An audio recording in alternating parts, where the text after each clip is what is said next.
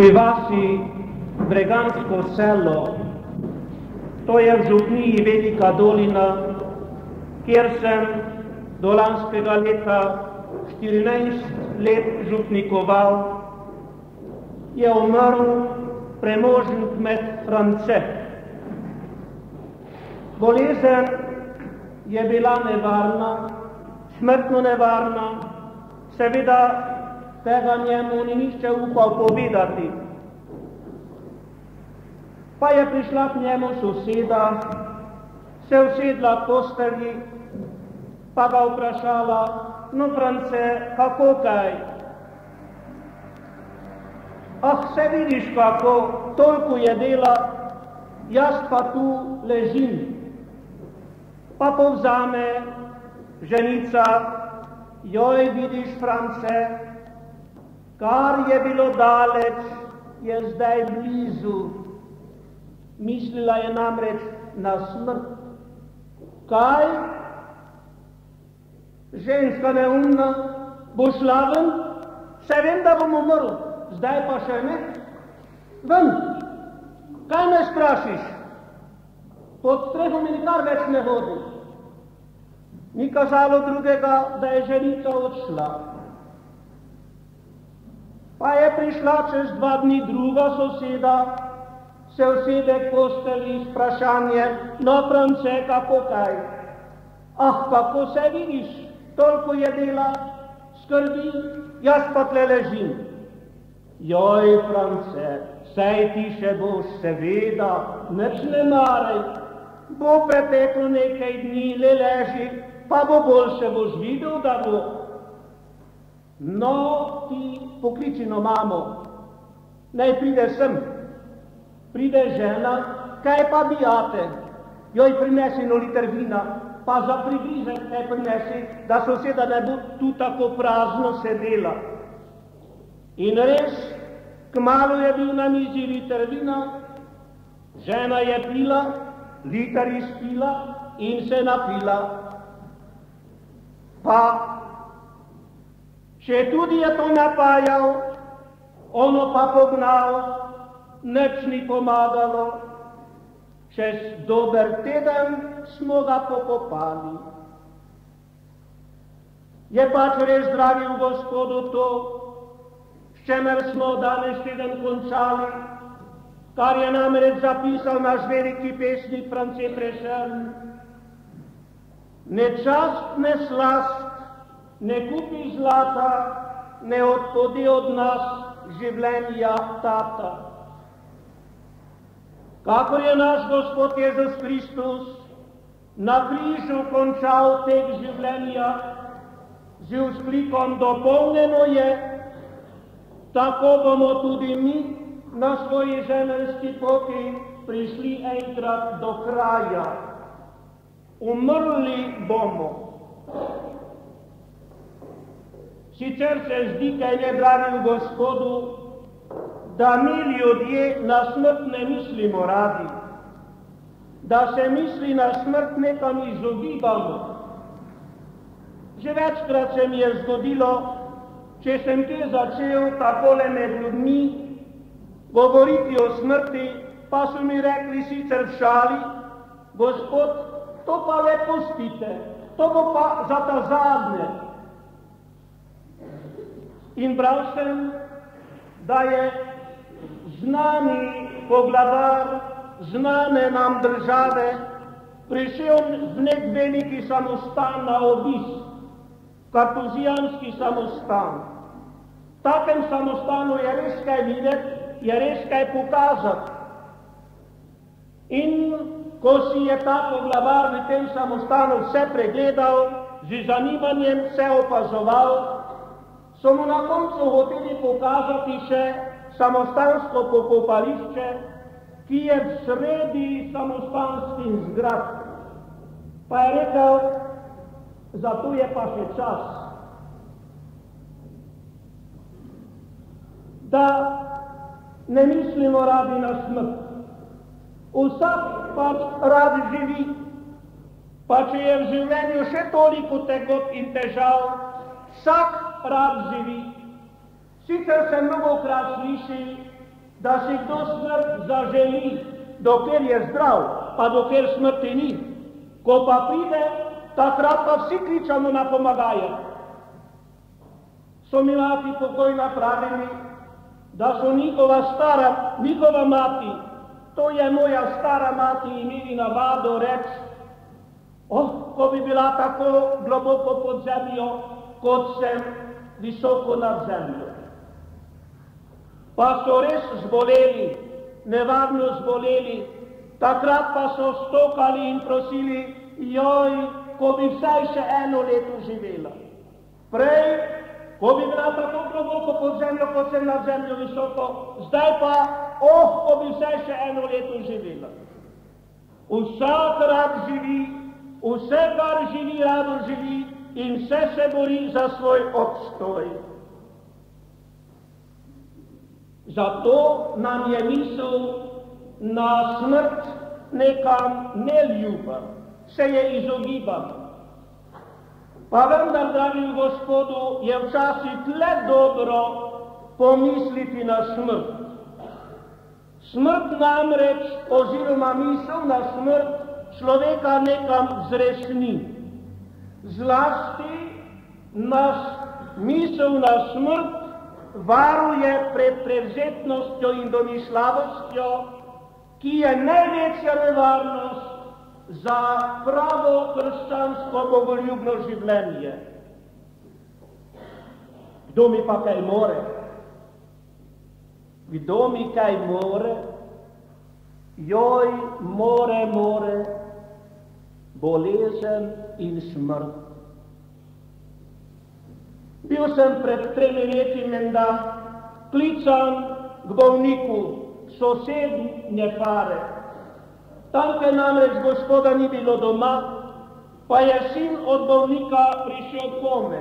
Zjutraj ob 6:45 pravi, Gospod, lepo vas prosim, hitro pojdite, zdajle ob 7 bo šel avtobus, tam pri nas, se veste, boste izstopili, če boste lep očeta še živega dobili. Pomujam se, kaj ne stopim na avtobus, se pripeljem, pridem tja, hvala Bogu, nisem zamudil.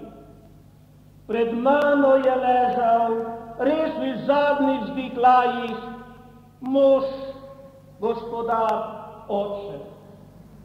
Opravila sva.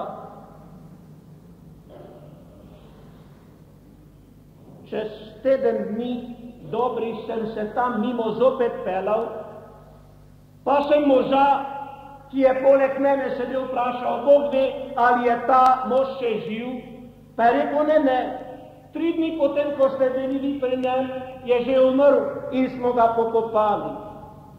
No, sem rekel, Bog mu da je večni mir, dobro, da sem še prišel pravočasno. Pa mi pravi mož, Gospod, pa ste poznali vi tega človeka? Ne, nisem ga prej. Morda sem ga videl, poznal ga pa nisem. Veste, to vam je bil orjak. Bil je močan kot Goljat, bil je pa tudi domišljav in sirov. Kamor je on prišel, tam je vse bežalo. Kamor je on prišel, tam se je vse lomilo. Sem si mislil, prej takšen, ko sem pa jaz k njemu prišel, kot nebogljen novorojenček v maternem naročju, pa še tisti je močnejši, tisti se joka in kriči včasih tako, da vsem skozi ušesa gre. Ta je pa komaj šepetal tisti da in ne, kar sem ga vprašal. Joj, kako je tole? Kdo mi pa kaj more? Kdo mi kaj more?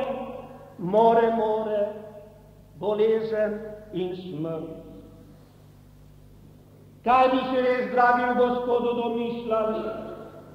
Smo kakor kaplja na veji, res v sončnem žarku, sicer krasna kot biser, pa sapica zapiha, kapljica pade, ni je več. Res je, kar pravi pesem, človek, glej življenje svoje, danes zdrav si in vesel, jutri že ti zvon zapoje, truplo tvoje bo pepel. Jutri že mi zvon zapoje, vse je mogoče. In glejte, ljubljeni moji, ravno v tem je velika skrivnost smrti. Ne vemo ne ure, ne dneva, nekje nekako. Človek bi se pravzaprav si smrtjo skregal. Jaz sem že večkrat rekel, če bi jo kje srečal kot osebo, tako bi jo skregal kot le kaj. Ti ženska, ti, kaj si gluha in slepa, kaj ne vidiš nič in nič ne slišiš, tu sem prideš, ko te ni treba, tam pa, ko te kličejo, tja pa ne greš. Bilo je v vasi Šentjošt, na Dolenjskem, blizu Novega mesta, v župniji Stopiče, kjer sem tudi svoj čas župnikoval 5 let. Stopičani, moji farani, so vsak ponedeljek šli v Novo mesto, kjer je semen. Še polovica Stopičanov ni bilo v ponedeljek v Novem mestu, niso bili Stopičani. Če ne drugega, je šel tja, da je pa večji popil, malo poklepetal, pa je bil zdrav in dober za cel teden. No, pa je šla v ponedeljek v mesto tudi mati 4 nedoraslih otrok, enega pa je še pod srcem nesla v mesto. Mama, kaj ne, se nam boste prinesli čokolado, pa bonbone, pa oranže, bombon, samo pridni bodite, da se kaj ne zgodi. Vidite, da ateta ni doma, bil je na delu, službi. Ure so tekle, poldne je minilo, le kaj naše matere ni. Pa so hodili gledat, vedno del si mati odkot gredo, či nesejo dobrote. Ni matere, ni in ni. Čez nekaj časa vidijo, da se bliža hiši voz in na vozu so jim pripeljali domov mrtvo mater. Lahko si mislite, 4 nedorasli otroci, sami doma, pričakujejo dobrote iz mesta, pa jim mesto domov pošle mrtvo mater in še mrtvega brata ali sestrico. Kaj se je zgodilo? Mati je šla že domov iz Novega mesta proti Kandiji čez most po desni strani, Žabje vasi tam pa je pripeljal tovornjak in se naravnost zaletel v ženico, ki je prišla na konc mostu in jo pritisnil ob zid, bila je mrtva. Ona in otrok v njej. Smrt se je tja usedla, ni je bilo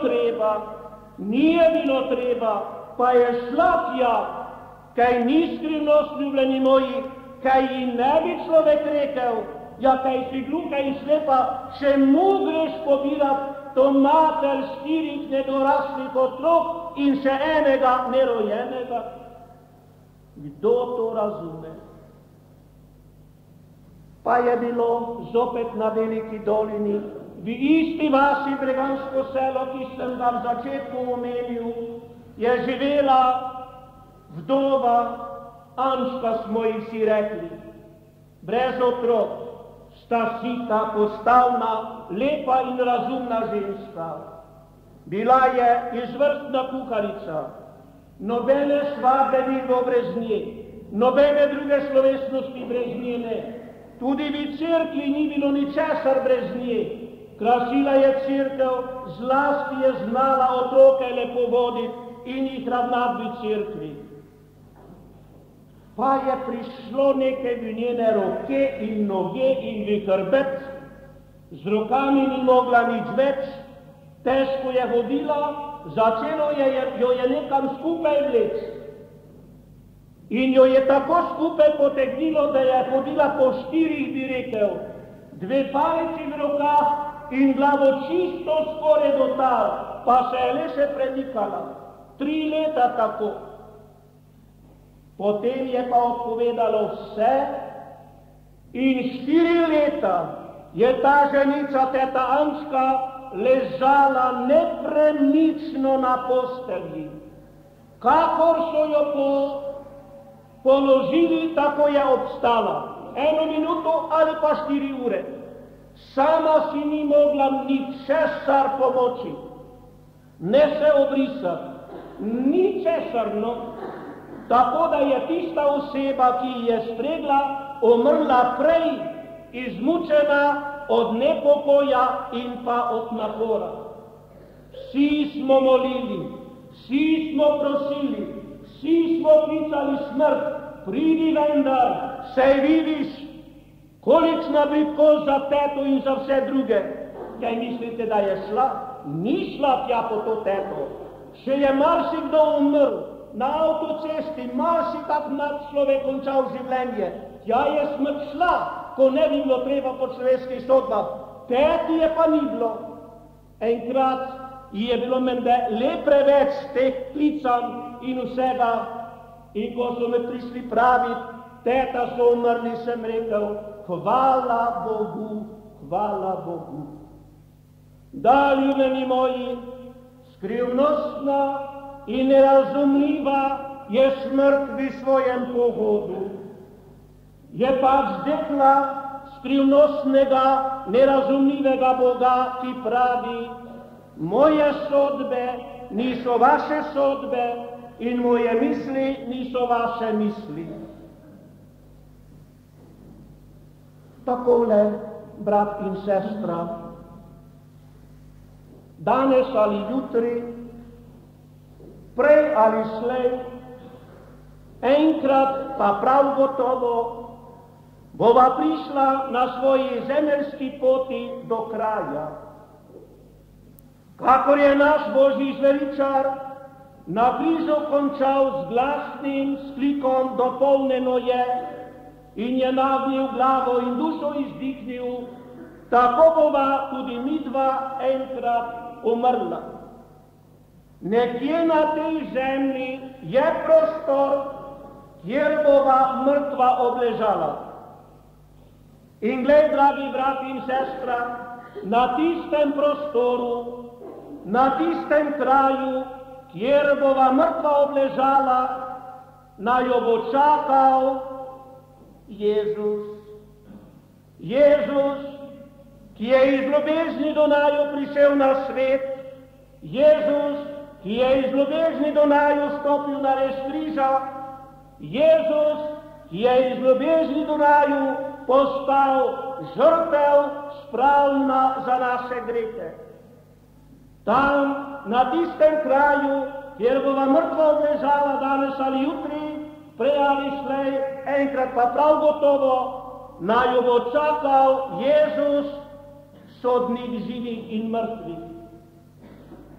Kakšno bo to srečanje? Ali bo to srečanje starih znancev in dobrih prijateljev? Ali pa bo to srečanje z neznanim, pozabljenim in morda celo zavrženim Bogom? To pa, dragi brat in sestra, je odvisno od naju. Naš slovenski pesnik Prešern je v njej tako lepo zapisal: ne slav, ne čast, ne kupi zlata, ne odpode od nas življenja taka, zato pa na smrt ne pozabi, memento mori. Amen.